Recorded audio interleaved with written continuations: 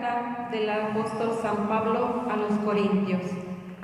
Hermanos, el Espíritu conoce perfectamente todo, hasta lo más profundo de Dios. En efecto, ¿quién conoce lo que hay en el hombre, sino el Espíritu del hombre que está dentro de él? Del mismo modo, nadie conoce lo que hay en Dios, sino el Espíritu de Dios. Nosotros no hemos recibido el Espíritu del mundo, sino el Espíritu que procede de Dios, para que conozcamos las gracias que Dios nos ha otorgado. De estas gracias hablamos, no con palabras aprendidas de la sabiduría humana, sino aprendidas del Espíritu y con las cuales expresamos realidades espirituales con términos espirituales. El hombre, con su sola inteligencia, no puede comprender las cosas del Espíritu de Dios, porque para él son una locura. No las puede entender porque son cosas que solo se comprenden a la luz del Espíritu. Pero el hombre iluminado por el Espíritu puede juzgar correctamente todas las cosas, y nadie que no tenga al Espíritu lo puede juzgar correctamente a él. Por eso dice la Escritura: ¿quién ha entendido el modo de pensar del Señor como para que pueda darle lecciones? Pues bien, nosotros poseemos el modo de pensar de Cristo. Palabra de Dios. El Señor es justo y bondadoso. El Señor es justo y bondadoso. El Señor es compasivo y misericordioso, lento para enojarse y generoso para perdonar. Bueno es el Señor para con todos, y su amor se extiende a todas sus criaturas. El Señor es justo y bondadoso. Que te alaben, Señor, todas tus obras, y que todos tus fieles te bendigan. Que proclamen la gloria de tu reino y den a conocer tus maravillas. El Señor es justo y bondadoso. Que muestren a los hombres tus proezas, el esplendor y la gloria de tu reino. Tu reino, Señor, es para siempre, y tu imperio por todas las generaciones. El Señor es justo y bondadoso. El Señor es siempre fiel a tus palabras y bondadoso en todas tus acciones. Da su apoyo el Señor al que tropieza y al agobiado alivia. El Señor es justo y bondadoso.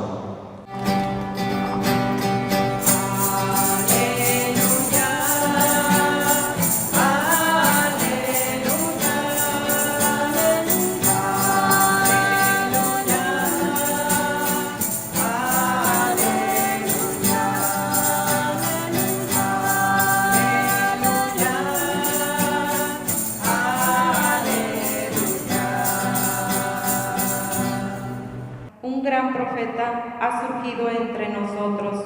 Dios ha visitado a su pueblo.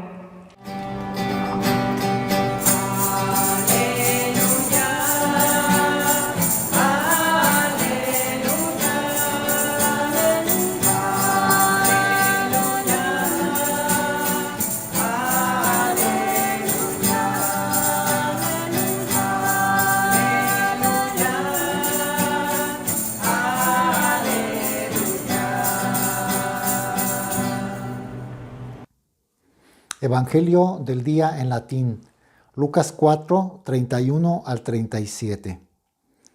Et descendit in Capharnaum civitatem Galilee, ibique docebat illos sabbatis, et stupebant in doctrina eius, quia in potestate erat sermo ipsius. Et in synagoga erat homo habens demonium immundum, et exclamavit voce magna, dicens: Sine quid nobis et tibi Iesu Nazarene? Venisti perdere nos, scio te quis sis sanctus Dei. Et increpavit illum Iesus, dicens: Ob mutesce et exi habeo.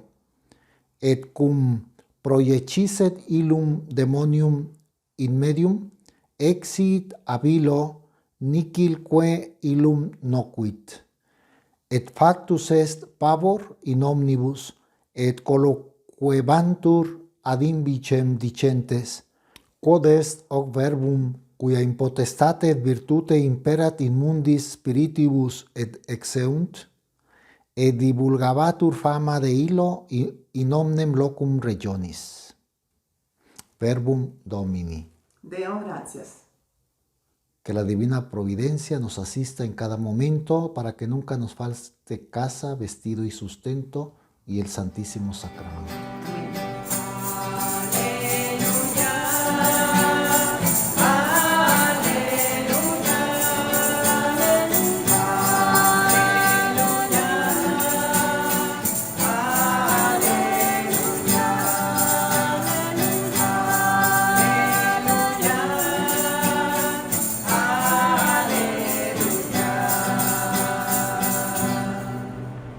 El Señor esté con ustedes. Del Santo Evangelio según San Lucas. En aquel tiempo Jesús fue a Cafarnaúm, ciudad de Galilea, y los sábados enseñaba a la gente. Todos estaban asombrados de sus enseñanzas, porque hablaba con autoridad. Había en la sinagoga un hombre que tenía un demonio inmundo y se puso a gritar muy fuerte: «Déjanos, ¿por qué te metes con nosotros, Jesús Nazareno? ¿Has venido a destruirnos? Sé que tú eres el Santo de Dios».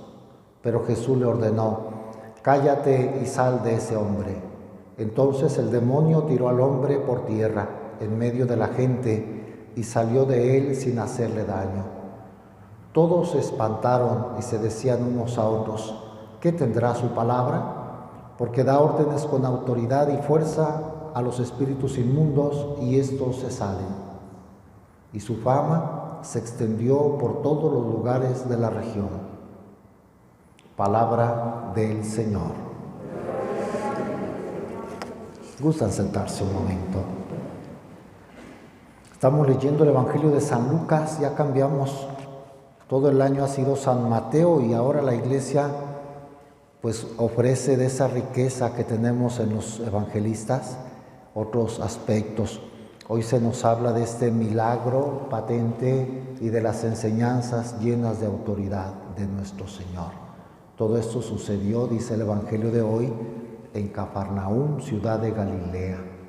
Recordemos que nuestro Señor salió de Nazaret y se fue, puso como su lugar base de su apostolado en Cafarnaúm. En Cafarnaúm vivía Simón Pedro con su suegra. Simón Pedro era de Betsaida, de otra ciudad a orillas del lago. Era pescador con su hermano Andrés, lo sabemos. Pero parece que se casó con una mujer cuyos padres tendrían una empresa pesquera más grande en Cafarnaúm, ciudad más importante, más numerosa que Nazaret. Entonces Simón Pedro ahí puso su lugar de base, y nuestro Señor, buen estratega apostólico, cuando sale a su vida pública como que pone su morada en Cafarnaúm. Ahí sucedió esto, porque dice el Evangelio, los sábados enseñaba a la gente, como que ahí vivía. Y los sábados, aprovechando que se juntaban los judíos, les enseñaba. Y dice literalmente, todos estaban asombrados de sus enseñanzas, porque hablaba con autoridad. De hecho, se extrañaba la gente, ¿de dónde le viene tanta sabiduría? Es el carpintero de Nazaret. ¿Cómo? Hablaba con autoridad. Nosotros sabemos, pues, porque era Dios. Es la palabra de Dios hecha carne, y la palabra de Dios creó el universo. Hágase la luz, y la luz se hizo, dice el Génesis. Hagamos al hombre. O sea, la palabra de Dios es creadora. La palabra de Dios tiene autoridad, realiza lo que anuncia. Nosotros no, nosotros hablamos, pero nuestra palabra no es la de Dios, no tiene autoridad. Tratamos de interpretar, pero Dios sí habla y se realiza lo que Él dice. Y un ejemplo muy claro lo seguimos teniendo en los sacramentos. Jesús habla con autoridad. Jesús dice, yo te absuelvo de tus pecados, y el pecado se va en los sacramentos, a través de la persona del sacerdote. En la Eucaristía Jesús dice, esto es mi cuerpo, y el pan se convierte en su cuerpo, y el vino en su sangre. Su palabra tiene autoridad. Y cuando nos habla a través de la Escritura que leemos, todo esto se cumple, es actual, o sea, la palabra no es un escrito nada más, sino que es algo que se cumple en el momento en que se proclama. Hoy nos pide esto, que creamos en su palabra, que valoremos, que demos gracias por la palabra de Dios, que nos admiremos, pues que no perdamos esa capacidad de admiración, que es lo último que tendríamos que perder. No caer en la rutina, en no valorar. Oye, te está hablando Dios a través de su palabra, te perdona Dios, Dios se hace presente en la Eucaristía, Dios ratifica el matrimonio de un hombre y una mujer, por eso es sacramento para toda la vida, que nadie lo debe desunir, por ejemplo. Dios con su palabra me ha consagrado a mí, ser humano imperfecto, como su sacerdote, y eso se realiza en mí. Yo soy ministro de Cristo, sacerdote de Cristo por el sacramento del orden. El enfermo, cuando recibe el sacramento de la unción, todos los sacramentos tienen la palabra de Dios que hace que sea efectivo. Entonces, primero valoremos. Estaban asombrados, ¿de veras nosotros nos asombramos? Tendríamos que hacerlo ante la actuación de Dios. Y luego, el otro aspecto, la bondad de Jesús, que sana a aquel endemoniado. Un hombre que tenía un demonio inmundo, y nuestro Señor se apiada, es bondadoso. Por eso en el Salmo decimos, el Señor es justo y bondadoso. Si hubiera sido otro nuestro Señor, pues ahí este pobre hombre se revuelca y está endemoniado, no le hubiera hecho caso. Jesús atiende al que está necesitado, aquel hombre que no podía valerse por sí mismo, un espíritu inmundo lo movía, lo echó al suelo, y ese espíritu reconoce a Jesús. El demonio reconoce quién es Dios. Déjanos, ¿por qué te metes con nosotros, Jesús Nazareno? Has venido a destruirnos, sé que tú eres el Santo de Dios. Hasta el demonio reconoce a Dios. Y nuestro Señor, teniendo compasión de aquel hombre, le dice al demonio, cállate y sal de ese hombre. Y se cumple. Lo obedece. Dice así el Evangelio. Entonces el demonio tiró al hombre por tierra en medio de la gente y salió de él sin hacerle daño. Todos se espantaron y se decían unos a otros, ¿qué tendrá su palabra? Pues era la palabra de Dios, era Dios. Aquel joven rabino, nada menos era el Mesías prometido desde siglos antes. Era la segunda persona divina que estuvo entre nosotros en esta tierra. Era Él. Que no nos acostumbremos así como a que su palabra se nos diga, a que Dios siga actuando, sino que nos asombremos. Cada día es un contacto con Él. Cada vez que abrimos la Biblia, cada vez que lo escuchamos leer, cuando estamos en el templo, cada vez que a solas nosotros oramos y escuchamos su palabra, esa palabra tiene fuerza. Tu palabra me da vida, dice un salmo y que lo hemos hecho canto muy popular. Tu palabra es eterna, tu palabra me da vida. ¿En verdad creemos esto? Hoy de eso nos habla el Evangelio, la fuerza de la palabra de Dios. Pues que sepamos acogerla como la acogió la Virgen. La Virgen María es ejemplo de recibir la palabra de Dios con fe, con amor. Tenemos que refugiarnos en la palabra ante todo sufrimiento, toda crisis, toda falta de fe, meternos a la palabra. ¿Por qué estoy insistiendo también tanto en este tema? Porque hoy empezamos el mes de la Biblia, el mes de la palabra de Dios. Dios nos habla a través de su palabra.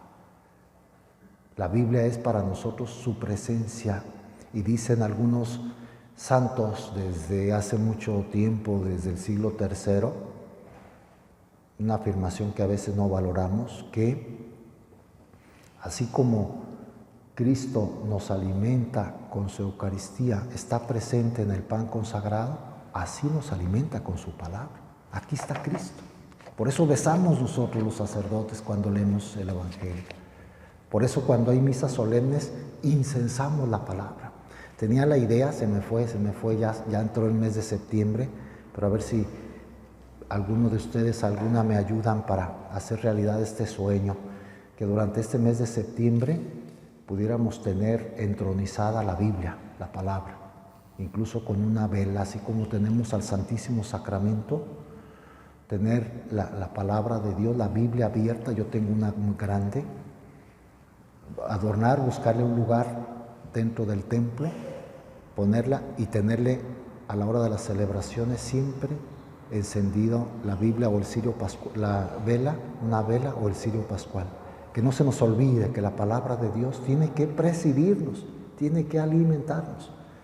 Cuando se llevó a cabo el Concilio Vaticano II, un gesto de amor a la palabra de Dios, como diciendo, Dios es el que dirige este concilio, siempre estaba en un atril la palabra de Dios.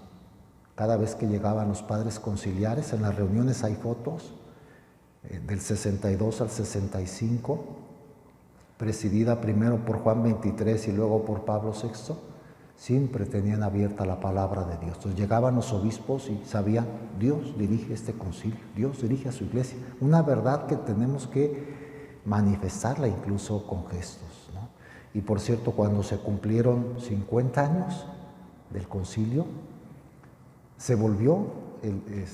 lo celebró el Papa Benedicto.